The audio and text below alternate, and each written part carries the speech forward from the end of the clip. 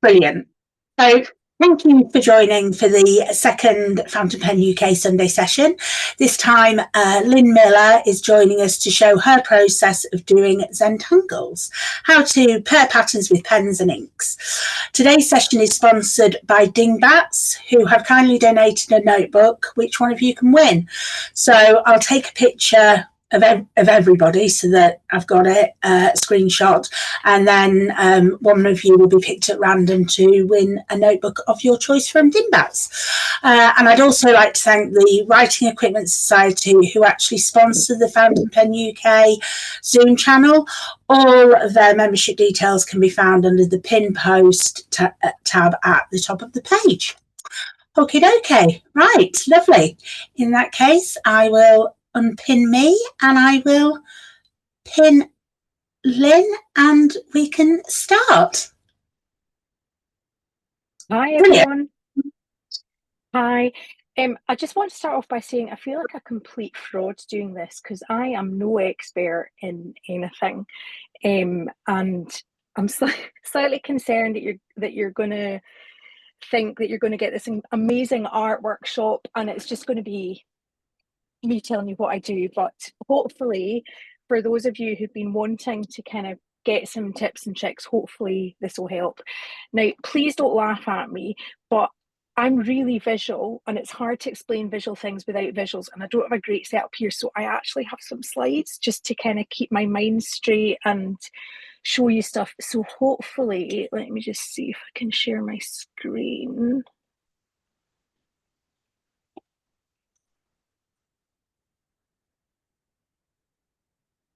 Perfect. Now let me get in. Can you see that? Yes. Perfect. Okay.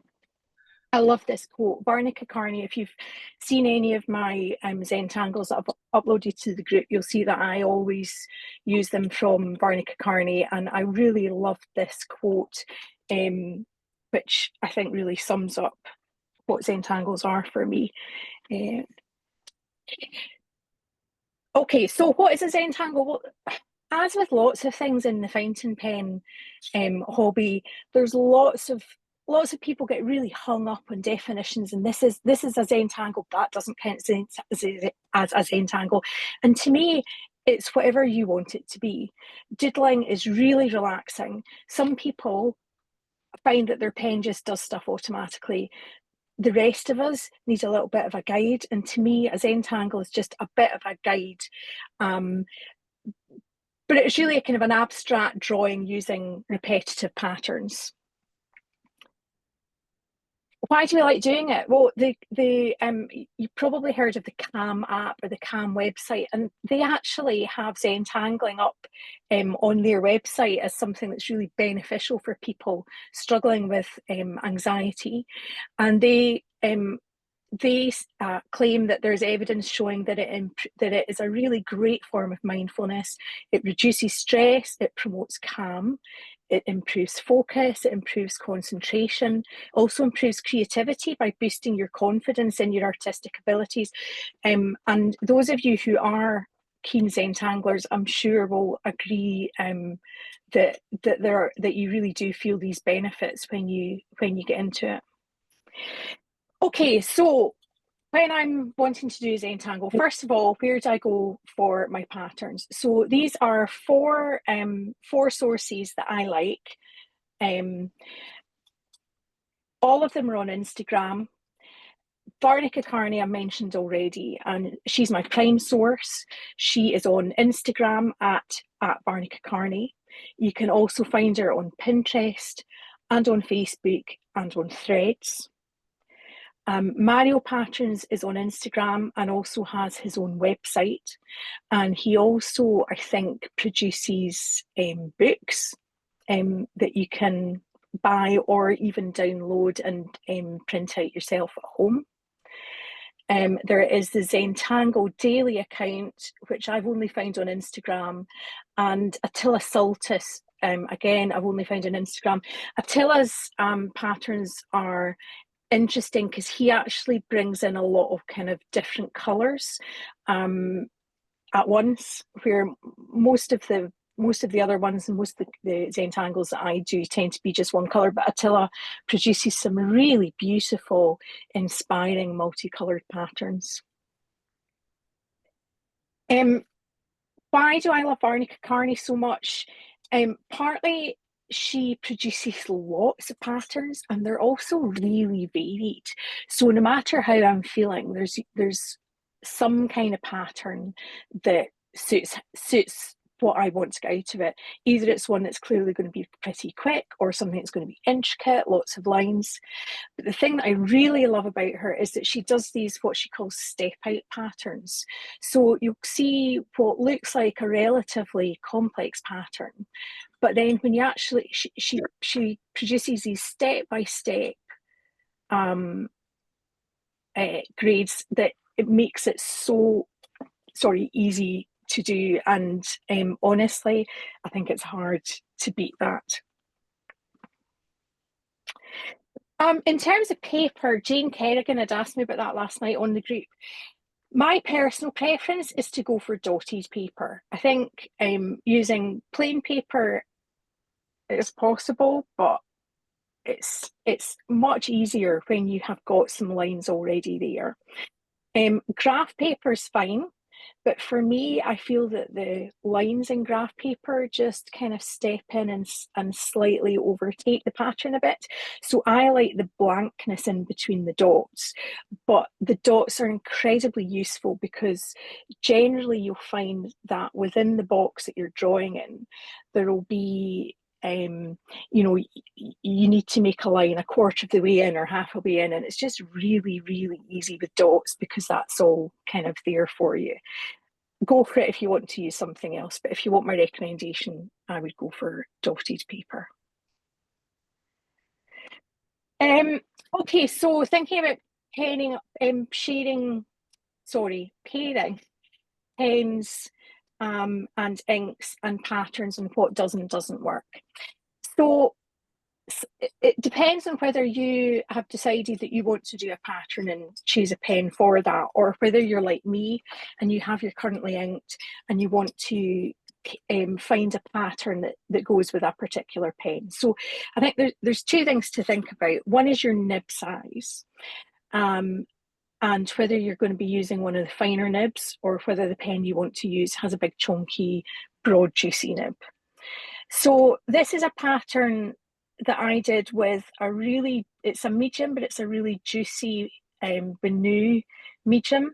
And it's okay, it's nice enough, but like all those lines are just kind of on top of each other and not particularly separate. And I think that would look a lot better in a finer nib.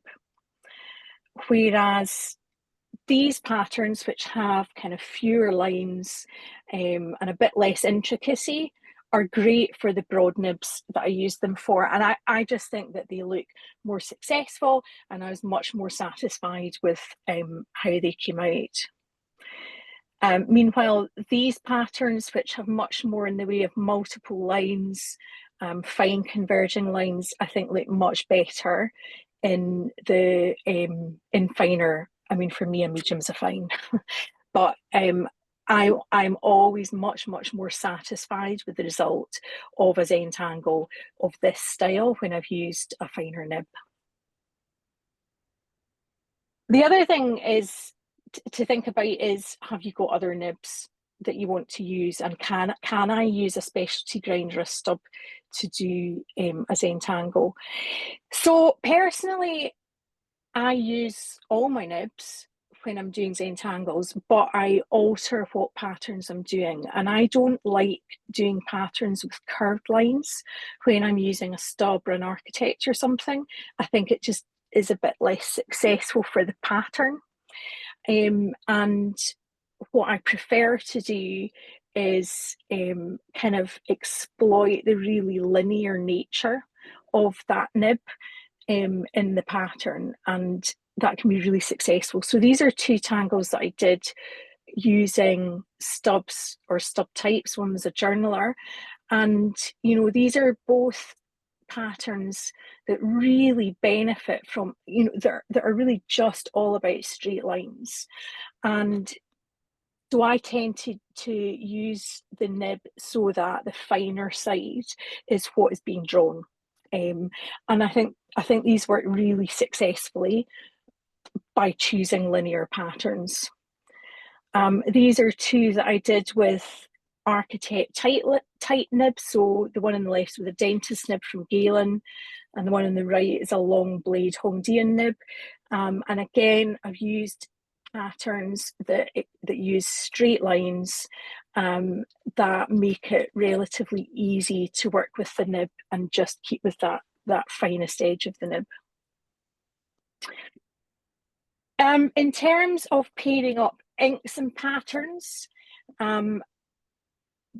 shading and shimmer work really nicely with Zentangles in particular, and particularly those kinds of patterns where you have lots of converging lines, and that really allows shading and shimmer to shine, literally. What I will say is, in my experience, using super sheeners is a fool's errand and just leads to a big mess and lots of smearing, and it just is not a fun time. So I've made a decision that I'm not going to be using super sheeners anymore to do Zentangles because it just comes out a mess. So hopefully this shows nicely the effect of shading with all these kind of converging lines. And it's particularly pleasing, I find, when I'm using quite a dry one of those dry chroma shading inks, and you just see all these ink lines when you kind of converge them together, they just all kind of bubble up, and it's really, really pleasing to the eye. Likewise, kind of filled in areas or converging lines. So in these squares, I drew the lines so that they kind of converge towards each other at the borders of the boxes, and they show up shimmer really nicely. Okay, so actually doing your tangle, starting off drawing out the grid. So what I would recommend is that when you're drawing your grid, for each box, you have a 4x4 pattern of squares, and the whole grid that you draw out also has a 4x4 pattern, because quite a lot of Zentangles have a repeating pattern that requires you to kind of alter the shape by 90 degrees or so, and they will be designed around a 4x4 block pattern. So it's much more pleasing to the eye to have a whole 4x4. And what I find in my A5 notebook is that I can do that by drawing. It's hard to show you without holding it up, but a square in from the edge at each side, and then doing a 4x4 means that at the bottom I've got a space, which is nice to write out what the pen and ink is that I'm using, that I quite like to have to look back on. I personally like to use a ruler rather than just hand drawing the edge of each square, because it gives a neat structure to start off with. And what people generally will say to me is, oh, I can't do Zentangles, it's not neat enough. And if you have a structure, an outlining structure of a straight line grid, it actually makes it look much neater and more cohesive. So I use a ruler, and this is the ruler that I use. It's by Kores, Kores, and the reason I like this is it's a plastic ruler, and it's got what it calls an inking edge, and it actually works really nicely with a fountain pen. So I've not had any issues with scratching, scraping my nib. I don't get ink kind of escaping down underneath the ruler. It works really nicely. You can get them from Jeff Bezos, but I'm sure you can buy them elsewhere as well. I would recommend that you have some blotting paper, because any pattern that has converging lines, there's a really high risk that you're going to get bleed through to the next page. So I always like to have a sheet of blotting paper under the sheet that I'm working on. And then the other thing in terms of actually drawing is when you've got those patterns with convergence points, they look the absolute best if each of those lines you're drawing towards that convergence point. So rather than sitting and drawing a line from above top to bottom and then the line below top to bottom, have them all drawing towards that convergence point. And that to do that really well, you need to just get your notebook moved about. But it really pays off with the beautiful shading effects that you get with that. And the most important thing is just to relax. And I think I said when I posted some a while ago, it's really easy to get caught up in the perfection or imperfection of the particular square that you're working on. But with Zentangles, it's about the whole, and you miss the mistakes of individual squares because of the beautiful effect of the whole. And you just need to relax with it. The CAM website talks about the whole ethos of it being about process over product, which I really like. And the other thing that I would say is that, you know what people say about making pancakes? The first batch is always crap. I find that about my Zentangles. The first few boxes are rubbish, and I think, what am I doing? Should I just tear out this bit of paper? And it always kind of comes right just as you kind of relax into it. And mistakes, does it really matter? What's the problem if you make a mistake? It's just pen and ink. And just to kind of almost prove that to you, we'll show you a few tangles that people have commented on really nicely and have had lots of likes on. They've got mistakes in them. So this one, I did that square, I should have rotated it around 90 degrees. I didn't.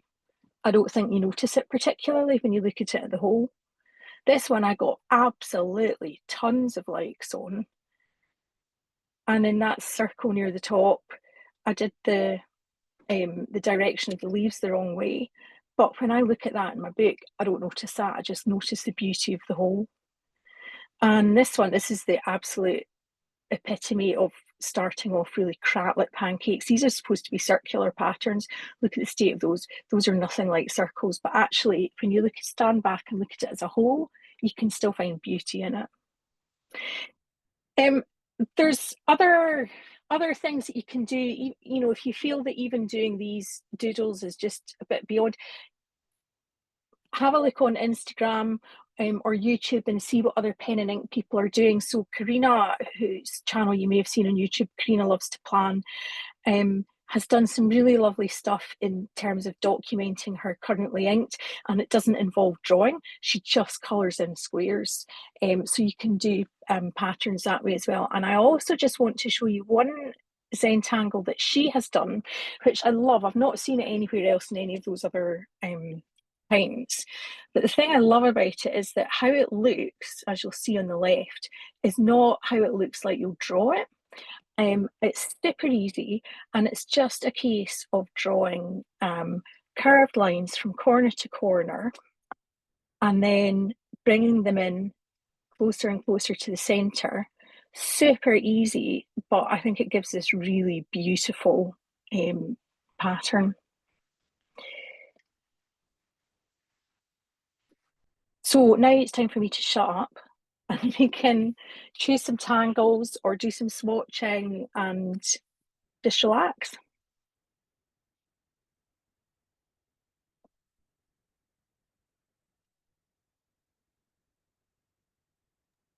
That was absolutely brilliant. Absolutely excellent. Thank you very much, Lynn. Really good. Has anybody got any questions?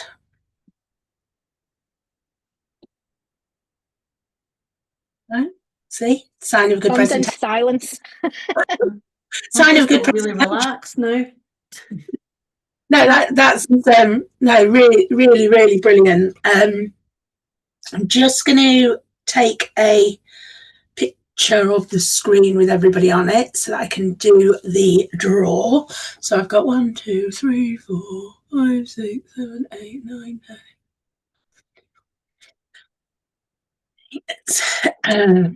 Did I include Louis? I did. Right, that's it. So 17. So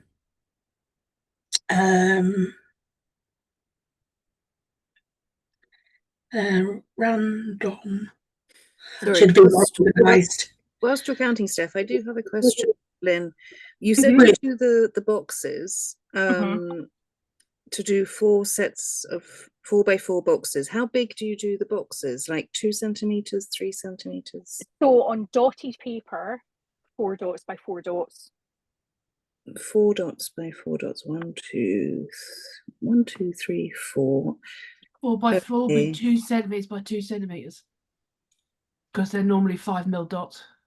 Yeah. Let me just measure it. 2, 3. It's actually 1. Yeah, 2. And you said to do the square boxes with the fountain pen when you've got the ruler. Yeah, I do. I find with that ruler, I don't have any issues with kind of bleeding or anything, and yeah. I've just put one into my basket because with other rulers I've had problems because you take away the ruler and then it smudges everywhere. Is that going to happen also with this one, or? I've not found that at all. Okay.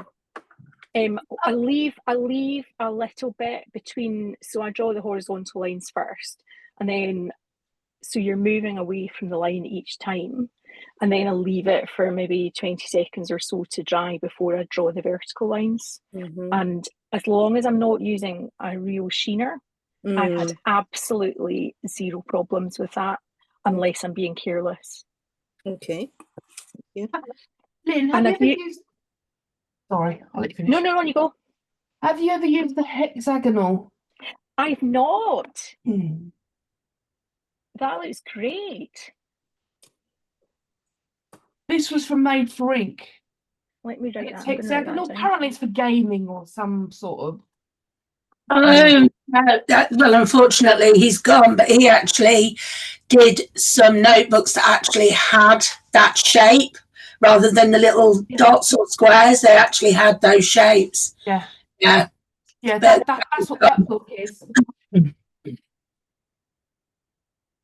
Yeah. Would you please do a sample demonstration now? I'd love to see it. I don't know, can you see the little hexagons just? Yes. PJ, do you mean when you say curvy ones, are you meaning like, so obviously I do lots of ones with curves in the box. Do you mean with a kind of a more curvy outline? Kind of more, I guess, circles and yeah. Within. So personally, I don't tend to do them unless I'm in a meeting at work and I don't have all my stuff. So I'll kind of draw a circle or something like that, and then I'll just do curvy lines in it and divide up into different bits and do a different pattern. I mean, I think it's the same kind of mental process, isn't it? It's still that kind of repetitive pattern making. It's still the calming. It's still the, if you've got a bing bong brain like mine, it's still helping you to kind of focus on the discussion that's happening. So it's not my kind of preferred typical method, but yeah. I don't practice every day. I'll go through periods where I do.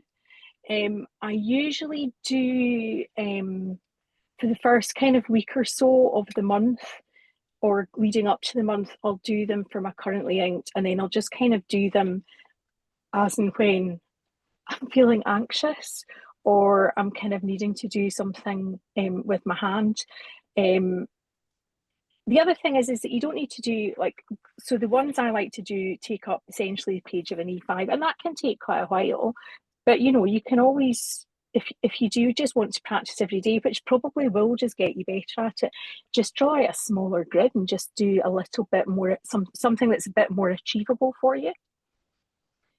Can I do a simple demonstration now? Right. Let me see if I can.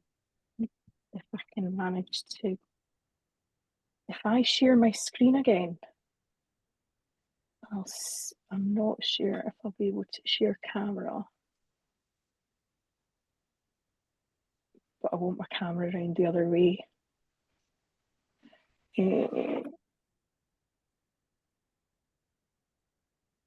Yes, could you hold this for me to see? Yeah, you need to check and see. I don't think anyone can see anything there, can you? No. There's a back camera. How'd you get the back camera on? Oh, you need a teenager. This is what you need. Oh, in that case, I might be able to do it myself. No, Tess, hang on. Yeah.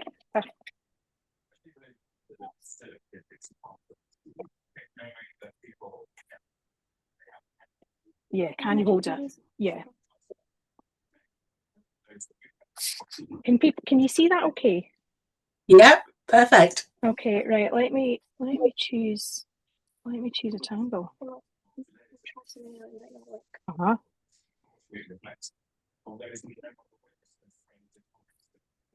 I do that and then you put the weight on the ball.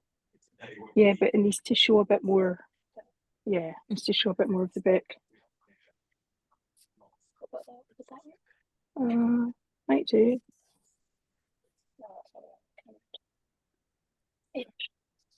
Okay, thank you. Okay, so let's. Here's my camera. You put that. No, hold it still. I'm just saying if you put that on that page. Then all right, okay, that's a good idea. See, you really do need a teenager, don't you? So let's go for this one, which is really nice and shady. What have I got here that's shady? Oh, ancient copper. Dominic would be proud. It was gutted he couldn't make it this morning. Yeah, I'll just do a wee one. So I've got my blotting paper in here because this one has converging lines and it does soak through. So I'm not going to do a full, I'll do 1, 2, 3, 4, 1, 2, 3, 4, 1, 2, 3, 4, 1, 2, 3, 4. So, and you know, ancient copper is quite wet and I'm not getting anything there when I pull that ruler away. All the rulers used to have sort of a lip that meant you drew with your fountain pen. I mean, I'm going back a few years, I'm not going to lie. And they just don't seem to be like that anymore because there's no need for it, is there? Because there's no need for it. I was in the days before AutoCAD when you actually used a draft with ink and wrote it. Yeah. Yeah. Which I've still got all my stuff. Have you? Yep. I wish I still had my dad's, but unfortunately that it went over before I had a chance. So see, I've made a mistake already.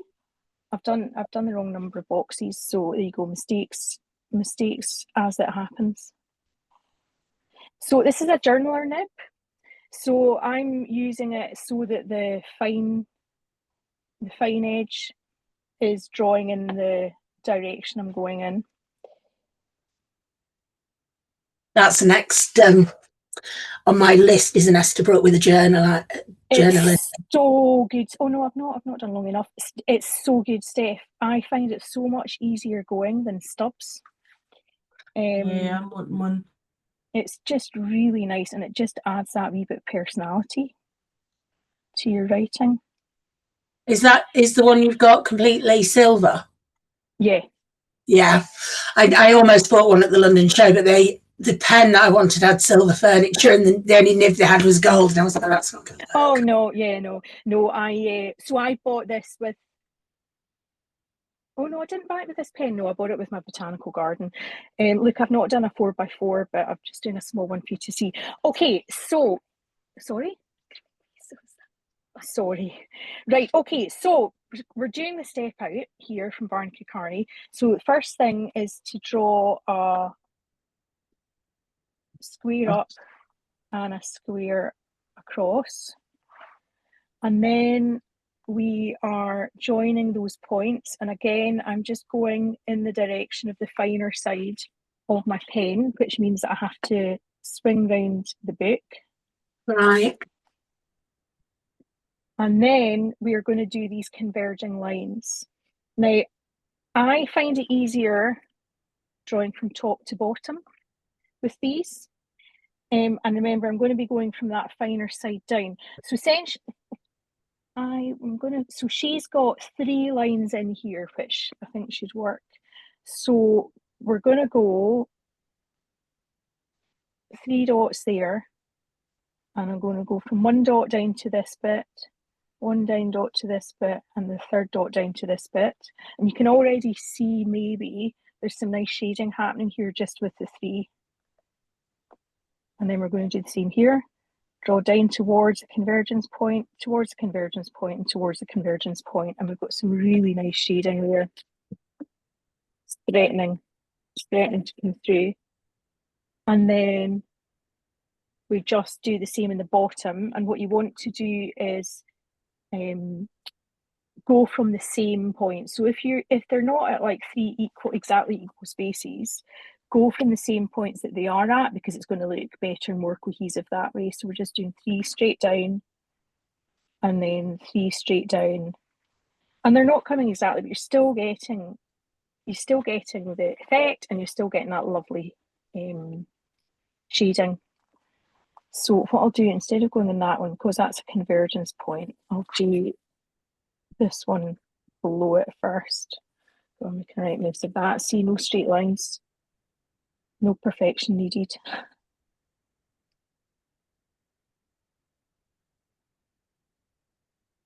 I'm going to turn it upside down again. Whoops.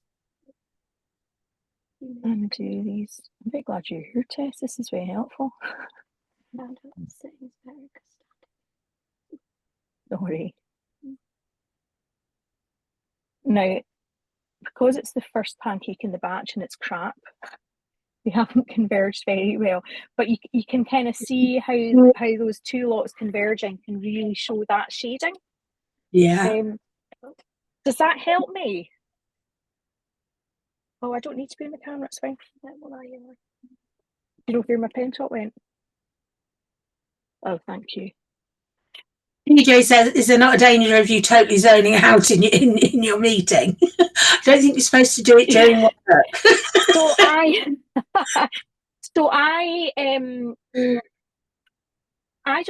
don't know if I have undiagnosed ADHD or I am just I don't know. But I find, so for instance, I loved it in the pandemic because I could go to conferences but knit. I wasn't at conferences, but I was sitting in my jammies in my living room knitting, and that really helped my concentration. And I find the same with just doodling. It actually helps me focus rather than the opposite. Yes, Caroline, me too. Yeah, May, the ruler's great. You can get a 30 centimetre one as well. But the thing I like about this one is, this is my Zentangle notebook, and it fits in the pocket, so it's always there. Just call out the winner. The winning number was 11, and that's actually Jane with a Y. So if you would like to drop me a message, I will pop you in touch with Dimbat. You can pick your notebook, which they do have lots of dot grids, so it could be your Zentangle notebook. So this one is, I'm not far from the end of this one, and I've got my FPUK Dingbat notebook assigned as my next Zentangle book. Lovely. Yeah, they're great notebooks, actually. I love the paper in them. Mm-hmm. But yes, so do it before I switch off the recording, and then we can all stop on and chat and play and do whatever we like. Is there any other questions that anybody would like to ask?